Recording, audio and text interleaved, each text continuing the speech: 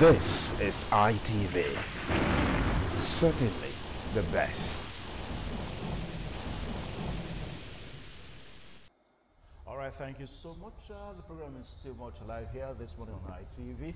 And I did tell you that we're going to be looking at the ongoing allegation saga between the Honorable Minister of State for Petroleum, Mr. Nnpc, and also the Managing Director of the Group Managing Director of the Nnpc, talking about Dr. Baru Mekante. And for most Nigerians, these guys are not expected to be seen together at this time. But it was perhaps a big surprise yesterday when I read, on the pages of the dailies, whereby these two gentlemen were cited at a function, and also they exchanged pleasantries. And also it was reported that they discussed issues that can really move the Nnpc forward. To discuss the ongoing allegation of corruption in the Nnpc, we're privileged to have Harrison Ezeko here with us, and also Dr. Amayo Osaho. Gentlemen, you're welcome to this program this morning on ITV. You're welcome, Dr. Amayo. Thank you very much. Yes, good morning, viewers. All right, so let me just come to Dr. Amayo. Now, where do we really start from? In the first place, what is your thoughts, so far going by the allegation on ground? Well, it is expected in any system where there is no synergy, because this is not even supposed to get to the public domain. This is something that should have been resolved in-house, because I think over time, since the advent of this administration, you have seen that there's no synergy in the presidency. When I mean presidency, the various arms at the executive level. Because even during the screening of the EFCC, the acting EFCC chairman, Ibrahim Magu, another agency under the executive arm of government also wrote a petition against the acting EFCC chairman. That is to say that all is not well at the executive level. So this is something that the president should have been able to solve in-house, but fortunately, the memo that was sent to the president was leaked. I don't know if it is a disservice to the president now or is a good thing for Nigerians. But I think the president missed it when he made the chief of staff to be a member of the governing board of the Nnpc, the person of the chief of staff, what's his name again? Just go on, we'll remember. The chief of staff to the president. So you can see that he is also the person that you need to see before you see the president. And if you read that memo very well, you discover that the Minister of State for Petroleum, Nnpc, was not too happy that he was not able to see the president. And being that the chief of staff, Abba Kyari, is also a member of the board, and he's the person that you need to see before you see Mr. President. So you can say that this cabating that we have been complaining about, that some persons have hijacked the presidency, or is still at the is still in the front burner, because Mr. Kachuku, being the board chairman, the board is supposed to be in charge of appointment, is supposed to be in charge of regulation of the Nnpc, and it was not carried along in the contract that was being awarded. And the only person that you can complain to before you see the president is the chief of staff, and he happens to be a member of the board. So it goes to show that Mr. Kachuku has not been carried along in the scheme of things. And from what I know, because I'm close to that ministry by virtue of some friends I have in that ministry. And maybe also by virtue for father, you may have gotten some contracts. No, if I have gotten some contract for Nnpc, I don't think we are talking about $26 billion. But this is not what we should laugh over. But I think with the person of the president that we have now, who has zero tolerance for corruption, I think nothing will be swept aside. But I think it should act fast, because this will serve as a litmus test for the anti-corruption fight that he has embarked on since the advent of this administration, because a lot of persons are already making reference to the issue of the suspended SGF and the suspended DG of the NIA. So I think Mr. President should quickly act and nip this in the bud, because a lot of politicians will come into this and make it political. This is not a political matter at all. This is something that has to be investigated thoroughly and nip it in the bud so that it doesn't happen again. Whether we like it or not, the Nnpc is still the biggest generator of revenue for this country, and a lot of eyes are on this administration. How is this going to pan out? I think Mr. President has to be firm. Whether Baru, whether Kachiku is, whether they are close to him, he has to weigh in and make sure that this doesn't affect the anti-corruption fights. Okay.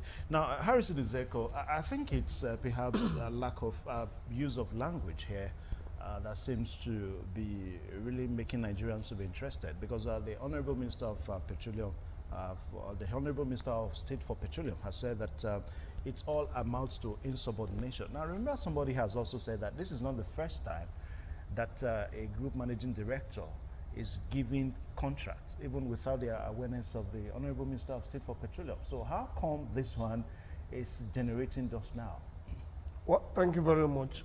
Just to say that for me, I've looked at the whole saga and I've viewed it from my own perspective. I think it's healthy for democracy. It's a sign of transparency when you feel you are not satisfied, you feel that things are not done the way supposed to be done, you have a right to cry out. Like what we used to see, that everything is muddled up, nobody talk, nobody hear it, nobody say anything. I just want to say that first of all, the issue of corruption have not actually come in. The letter sent to the president dated 30th August. The content of that letter, the summary is that it's an issue of insubordination, that I was not informed. I'm supposed to be informed before certain contracts is supposed to be awarded. Nobody is saying that those contract was not executed. Nobody is saying that the fund was taken away. But what the man is establishing is that he, as the sitting minister for state, by virtue of his own understanding, he felt that in that ministry, he's supposed to be the first person, because the group managing director is a career and public service. Before he was appointed to be a group managing director, but for the minister, he is a politician, came from the other side to head that ministry. By the organogram, it's supposed to flow from the GMD, maybe via through the minister to the president. Yeah. That is his own understanding. But let us also look at it from another angle. You see, I try to look at the Nnpc Act, and the Act is very clear. It is not clear in the Act that the GMD will need to go meet the minister for express approval for contract. What the Act is talking about is that the SFG can approve, the president can approve, even the minister as well can approve. Depends on the amount of the contract. Now, where is the position of the board in all this things? I'm coming, sir. And the SEC, the issue is that it had to be discussed, and they agree. Then the GMD will give his own approval based on the fact that he is the one close to the contractors who are working, that they are negotiating with. The other area is just to get an approval. So the issue that happened here is the issue of subordination. And there's a press release that counter what Ibe Kashuku said, that they actually discussed the issue. That Ibe Kashuku cannot say that he's not aware of the contract. That if he said that just to give a dog a bad name. And I think that all of these things is that somebody is trying to say, okay, this is what I'm supposed to be doing. And that's why I'm not too comfortable having a minister for state at that ministry. If it's a senior minister that is there, I think should regulate everything there. Then from there, permission go to the president. But because the presidency said Ibe Kashuku is a minister for state, and the GMD is trying to, after all, what is I can seal the president. It's another way of who appoints this person. What is the relationship of this person with the president? You see, you can be in an organization, an office, where you have a junior staff who have access to a superior boss. And it's supposed to go. I can't decide not to go through you. But we are looking at administration here now. That is, Ibe Kashuku is trying to explain the way it ought to be. The way it ought to be is that information flows at their level. The chief of state is part of the board. They discuss. Then the minister of state is supposed to be the head at that level as far as I'm concerned. Administration is concerned. A minister of state is to head that ministry, and the GMD is part of that ministry. He is the head of the board. When they report to the minister, whether a minister of state or not, they are supposed to report there. From there, they get to the presidency. But in the approving contract, they have their terms. It is not clear. There is no point there that says that the secretary, the minister must give approval. I think that is the ground for the GMD that is trying to. Yeah, but this same Harrison, this same act you are talking about now, because I've also been opportunity to read it too. Now, the act states that the head of the board, in this case now, which happens to be the Minister of State for Petroleum, should be part of that approval. So let us look at the head of the board now, not because we are trying to look at the minister. The minister is there, but who is the head of the board? Who supersedes? Minister is supposed to be the head of the board. Not supposed. He's the head of the board. He is. But right now, like I said, the chief of staff is part of that board. And the chief of staff is another exclusive, powerful position. Yeah, but he's not the head of the board. He's not the head. Now, when you have people who are powerful, politically they are powerful, in a committee or in a board. No, Harrison, we are not saying that the chief of staff, because he's the chief of staff, that he's close to the president. The GMD is now, we are looking at, because you talked about the organography of the board. Now, it's like in independent radio and television, you have the GM down like that. So in this case now, who is the head of the board? Is the minister. The Honorable Minister of State for Petroleum. Is the minister. So let's start from GMD. Yeah. You understand? The chief of staff is part of the board, but not the head. The issue is that whether it's the head or not, the issue is the members of this board. What is their relationship with the presidency? What is happening here? Just supremacy. I'm supposed to be in charge. Let it come through me, and somebody is going behind me, maybe seeing the president or approving a contract. Maybe you feel that the president is the one backing the person. That is why you have to do that letter. That it's an issue of insubordination. Made it very clear that the GMD is not is trying to play his own role. And the president have had meeting with him, although their meeting was not disclosed. It was a personal meeting. And I believe at that level the issue has been resolved. It's not really the issue of corruption. It's the issue of supremacy. Now, the contract that was awarded, nobody said the contract was not awarded. Nobody said the contract was inflated. Nobody said the contract was not done. But this man is saying, no, I cannot be here, and it look as if I'm not be carried along. I thought there's another press release that says that this man was informed. He was carried along. If he's saying he's not aware, he's just trying to be economical with the truth. By and large, I want to commend Ibeka Shuku for coming with that kind of boldness. It is not all appointed that can do it, because they do not know if they even say it, what will not happen. The man was able to cry. That's why I said it's a clear demonstration of transparency. Okay. If now, let me pause you. I come out and say, no, the way things are going, I don't like it. Now, let me pause you. Now, Dr. Amayo, the argument now is, yeah. He said there's no case of corruption in this. I wouldn't quite agree with that. Because okay, why? When you try to circumvent a process, when you try to circumvent a laid down procedure, it amounts to corruption. Because first of all, we don't even know the people that these contracts will be given to. Because if you bypass a process, if you short-circuit a process, there's room for corruption. We all know that Rousseff de Lima, the former president of Brazil, why she was even ousted from office, the allegations are not as weighty as what we have now. We are talking about $26 billion. $25 billion. About $25 to $26 billion. What is the budget of Nigeria if you will come to look at it? So if you are saying that there's no case of corruption, I wouldn't quite agree with that, because when you circumvent a process, chances are that there will be room for corruption. You can give these contracts to your cronies. You can give these contracts to your family members, which means that these contracts may not even be executed at the end of the day. And we all know that this country has been immersed in corruption over the past years. And people were really looking up to this administration for a change. And these changes that we have been waiting for, so to say, has not really sufficed. So you can see that a lot of people are not too happy with the outburst of the Minister of State for Petroleum. And we all know that when a contract is above $20 million, you can go and read the Nnpc Act. any contract that is above $20 million is supposed to pass through the Federal Executive Council, or it will go through the president, or it will take it to the president for his approval. And the group managing director of Nnpc is trying to rope Mr. President into all this, because if you even look at it, it's supposed to be an impeachable offense, because he said that he got approval from Mr. President.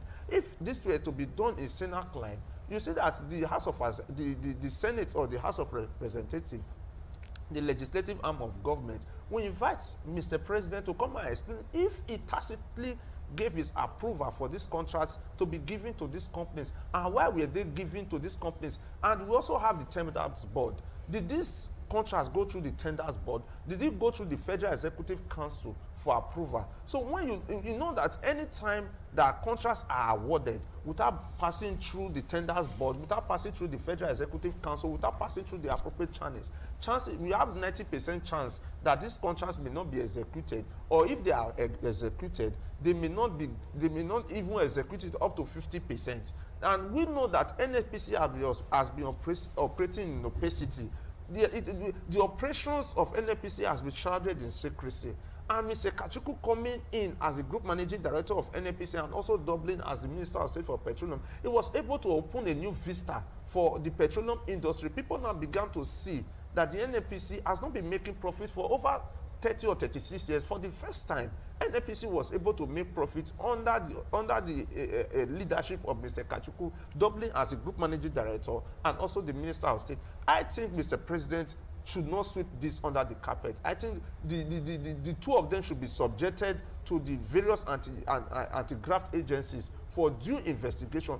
And if anyone is found culpable, they should go in for it, okay, so that it will serve as a deterrent to other government appointees or other ministers, so that the right thing will be done. All right, now Harrison Ezeko, Nigerians are worrying. You know, they are worried. Talking about the issue that has to do with Babache Lawal, the suspended SFG. Now, as we speak now, that report, a committee was set up that was headed by the vice president. A report was made to the president. Now, nothing seems to have come from that report. Nigerians are asking, is this probably not going to be, because for most Nigerians, the muteness of Mr. President is worrisome. I don't know how you see that too. Well, just before I make comments on that, I just wanted to add to this that the issue of the contract, according to my friend, is about $25 to $26 billion that we talked about, that the Federal Executive Council need to approve. This contract is not in a lump sum. We have one of the company was given $6 billion, which does not need approval, which the GMD on his own can as well approve. And you understand? The Nnpc Act, any contract that is above $20 million is supposed to pass through the Federal Executive Council, or you need the assent or the approval of Mr. President. What I'm saying is that it's not in a lump sum. That contract was given to about 4 companies, different companies. So it's not that the 26 billion is just approved. It was given to different companies, and not even now. The thing it was at different level. Now we believe that since the matter. That's why I said it's not only an issue of corruption here, because I don't been established. The agencies have a responsibility to do that. I've not come out to tell us that they arrested somebody, or there's a suspect, or there's something of corruption. Let's allow them to do it. If you get to that level, no problem. But from now, it is purely an issue of insubordination. Somebody is trying to say, who is this person? Maybe I can go through the other door and meet the super person up there, which ought not to be. And I believe that at that level, they will resolve it and let it play. I remember that Ibe Kachukwu was acting as a GMD before today, and I said to the minister, he didn't cry out before this man came on board, and these things are happening. And that's why I said it is a sign of transparency. It's a sign of new development. That's what happened in the history of this country. That the sitting minister will not say, hey, this everybody is doing is wrong. Nobody will say, everybody will keep quiet. So it's heading for a democracy. Let us see the outcome, and let us see the way we go. And if there is room for corruption, whoever that is involved should be liable and responsible. Yeah, Harrison. Back to the question you asked me, yes, sir. Yeah. Well, that committee was headed by the vice president, and I think they have since submitted their report. When the president, Nigeria was anxious, saying that the president was, the vice president should let the public know, but he waited for the president. The president is back, and the report has been submitted, and I believe he has studied the report, or he's studying the report. Definitely, he will make the public know the outcome of the report. But the good thing is that the said person is still on suspension. He have not reappointed him back. Since he have not done that, I think the Nigeria should be a little bit patient with him and allow them do what they need to do and make the report public. Yeah, if he have at this level reappointed the said person, I think people like us will be able to say this is not healthy for our democracy. In fact, the man is in a suspension and the report have been brought. You cannot, they didn't give a timeline for the report. You cannot actually tell them they must just be to the hour. That's some other pressing issue. But I want to say that with the kind of president that we have, with my little biography about him, I know that in due course, he will make the other report public, and Nigerians will know what actually transpired. If the man needs to be handed to the FCC or the police for further investigation, I think the president will do. You should also commend him in the history of this country, the very first time that a secretary SFG, for the first time, be suspended. That's what happened in the history of this country. Nobody want to do it. It takes courage. It takes guts to do things like this. If you listen to the man, I thought it used to be the way it was. When the man went to head meeting with the vice president, he was not aware that the president had pronounced suspension. When they told him, say, who is the government? It was so loud that we are the government. And he left. Few minutes, the information filtered to here that you have been suspended. That tells you that this government, this president, have a good intention for this country. Okay. He have limitations, we know, but I believe that something good will come out of it. Yeah, Dr. Amayo, I also want you to speak on these two scenarios now. The Babache Lawal's case and what's on ground at the Nnpc. I think first of all we have to salute the courage of Mr. President to even take that bold step. It takes a lot of political sagacity for you to be able to take such a decision in removing or suspending your most trusted ally, the person of the Secretary to Government of the Federation, whether we like it or not. Is more like the chief administrator of the government. Yeah. So I think the only thing I'm not too happy about is the time frame, the time it has taken Mr. President to come up with a decisive action on how to deal with the issue of the SGF and that of the DG of the NIA, because the opposition now, they are trying to play politics with this whole issue that even the senator representing Kaduna Central said that when it comes to issues of the executive arm of government, the president will fight corruption with deodorants. When it comes to the issue of fighting corruption with outsiders or people that are not close to him, he fights corruption with insecticide. So Mr. President has a lot to do in order for this anti-corruption fight not to just whittle down because of this issue of the SGF and the DG of the NIA. I think 6 weeks is actually a long time for him to come up with a decision whether they should be fired or fired permanently, or they should be handed over to the relevant anti-graft agencies such as the EFCC, the ICPC, or the police, so that this matter will be dealt with and let it be nipped in the bud, so that no politician or no political party can make reference to this, that Mr. President did not fight corruption in his own kitchen cabinet with the way he's fighting corruption when it comes to other political parties. I think Mr. President should be very, very decisive in this matter so that it will not whittle down the anti-corruption fights. Yeah. All right, Harrison, I was going through a piece yesterday and I saw reactions, particularly from the PDP, saying that there's no way that they expect the president to react. That is more or less like a way of, asking somebody to gather money for the 2019 election. I don't know how you want to react to this, because $25 billion is huge.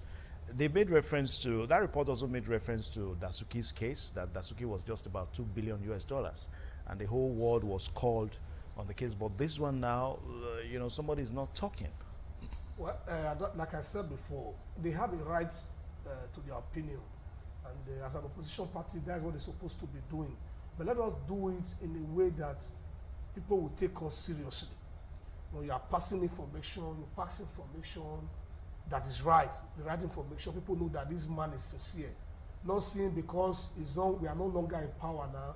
Let us see how to disorganize or spoil whatever you are doing. So at the end of the day, we'll not say you didn't do anything.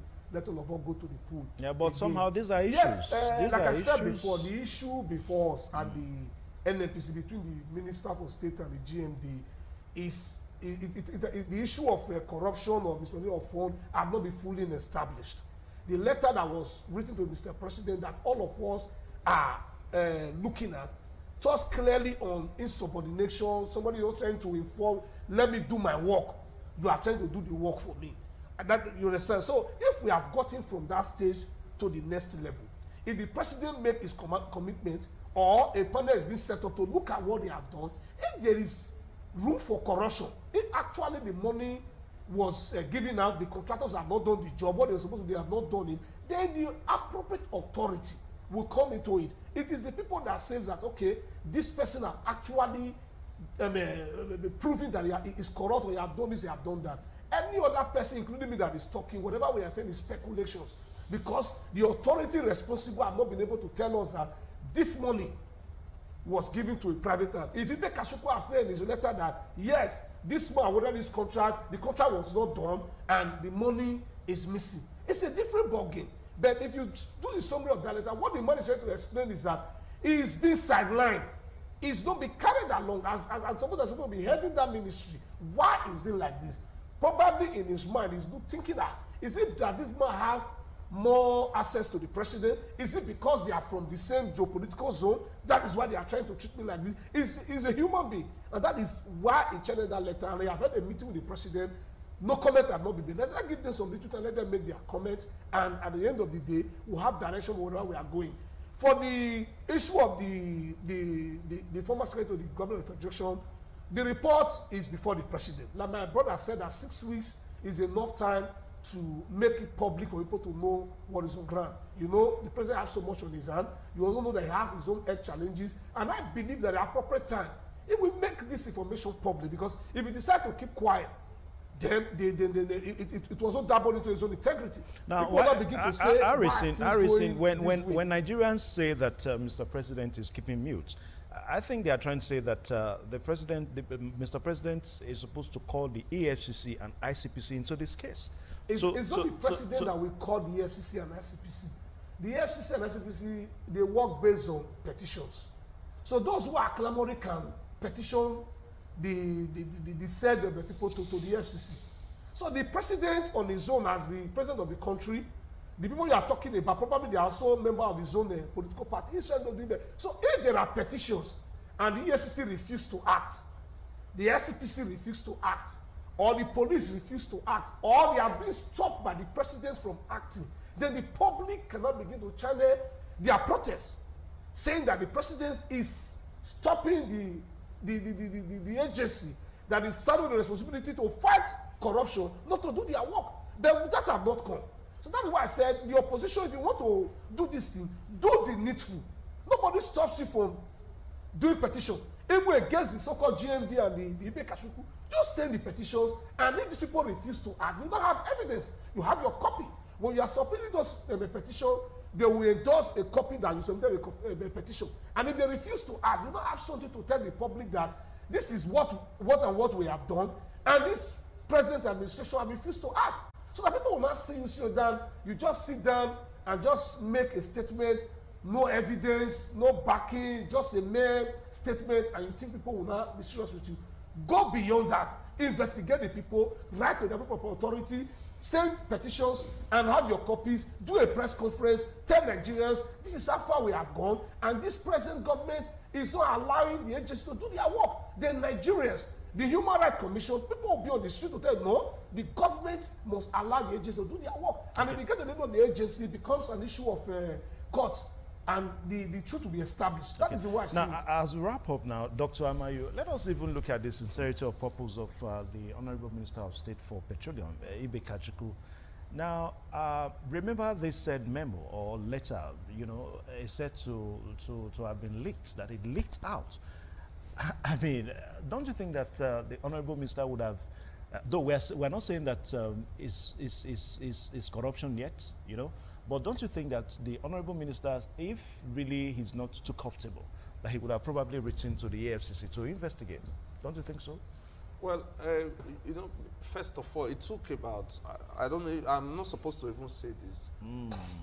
It took about 3 months for Mr. President to convince Mr. Kachukwu to take up this appointment, because he was very comfortable in the private sector. He rose to the rank of the executive vice president of ExxonMobil Africa. So it was almost at the peak of his career in the private sector before a lot of persuasion, a lot of conviction, and people had to come in to convince him to take up this appointment. So you can see that Mr. Ebe Kachukwu would not have leaked the memo because he believes in the person, he believes in the boss that he's working with, that is a man of integrity. Whether we like it or not, the only selling point for APC prior to the 2015 election was integrity of President Muhammadu Buhari, then General Muhammadu Buhari. So I think he wrote to the president, believing that Mr. President, for who he is, will be able to handle this issue and nip it in the bud. Because, like I will always say that it's not just a case of insubordination. I don't know if Mr. Harrison has agreed with me. There's a case of corruption in this. Because when you are trying to circumvent a process, when you are trying to short-circuit a process, corruption comes in. I don't know if you know a case of Ryan Prebbles, the former chief of staff to Mr. Donald Trump, who happens to be the president of America. The allegations against Ryan Prebbles were not as weighty as what we have right now before he was made to resign. Even the former chief spokesman to the White House, Anthony Scaramucci, he spent just 10 days in the White House before he was asked to leave the White House. So the people that leaked the memo, I think they are also the persons that kept the memo for more than a month before Mr. President got to know of it. Do you know that if they are not leaked that memo, because that memo was written on the 1st of August, and today is 11th of October, so the memo actually spent over 1 month inside the villa before it was leaked. So I'm sure that the people that leaked the memo are also the people that kept the memo so that the president will not get to know of it. So when we are saying that there's a cabal in Aso Rock, you can say that with this memo that was kept for over 1 month, it will really point to the fact that there's a cabal that is shielding the president from the people. Because whether you like it or not, the president has a lot on his table. Even if you are a common local government chairman, okay, not just common, if you are a local government chairman, you have a lot on your table, not to talk of the #1 citizen of this country. So there are a lot of people that do not mean well for this country. They don't mean well for this administration because they will just be called on. They see it as an opportunity to eat. They see it as an opportunity to amass wealth for themselves and their immediate family. Whether we like it or not, Mr. President means well for this country.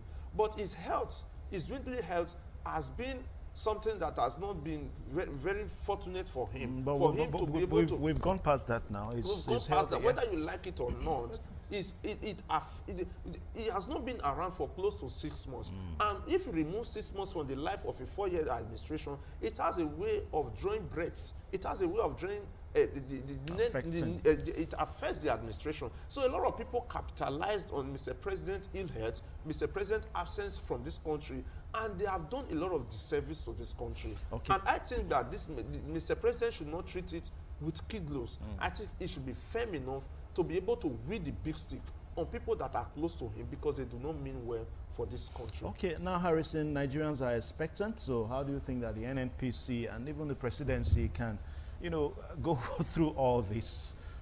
It's not a big issue. Like I said before, they say when 2 elephants fight, the grand suffer. We only saw the petition of Ebe Kachukwu. I told you that there's a recent press release from the office of the GMD saying that the issue was discussed, that the Minister for State was aware, that his consent and his advice was followed, that they have a minute to that effect. That's why I said when they finally get to where the both of them will be coming by the president, you will see what is coming out from it. Okay. Ibn Kashuku is not a local brand. He's a man, he's a global brand when it comes to the oil industry. So he have his own issue. Maybe the issue of ego and all those things are coming aboard. And the GMB was just appointed recently, maybe because he's from the same geopolitical zone, he want to override himself. He want to feel that, well, the president is from our side, it can happen, I can go through the back door. If some ministers can carry a memo from Nigeria to UK to go and meet the president to say, when the vice president was giving power to act, you see how people destroy system. Like my brother said, the most difficult people to work with are the public servants. The civil servant, when Buhari was coming to Aso Rock, he didn't bring his own staff to come and work there. They are career civil servants, they are in charge. Later we get to these people, and somebody will receive the letter. He can decide to go and put the letter at the under of all that are there.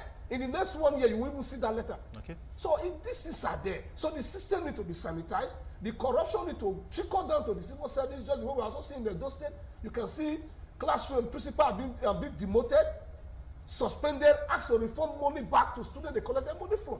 So we believe that if we continue in this tempo, in another 10 years, Nigeria will be a better place to stay.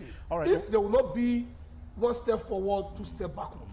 And I pray that all Nigerians, people like us, let's not fight this corruption with, let's spoil what they are doing now so that we can also take over in the next 10 years. When they also get the opposition will also, okay, let us destroy the system. We should be patriotic. An American citizen fight for the interests of America. Okay. Political party is jettisoned. Right. They tell you this thing is, and they suggest to government what they need to do. Right. But yes, I think I'll pause you there. And Dr. Amayo, thank you so much. I know you would have loved to talk more, but because of time, and also Harrison. Thank you so much. And Nigerians, we have to be patient because the president is going to make a statement in this regard, so that expected Nigerians will be informed and also know what is really going on. A very big thank you to you, gentlemen, one more time. You're welcome. Now, Roy Oribabo is on hunger strike. He's with us here this morning on this same program, this morning on ITV. So we'll take a short pause now so that we can bring him on board. Stay tuned. This is ITV. Certainly the best.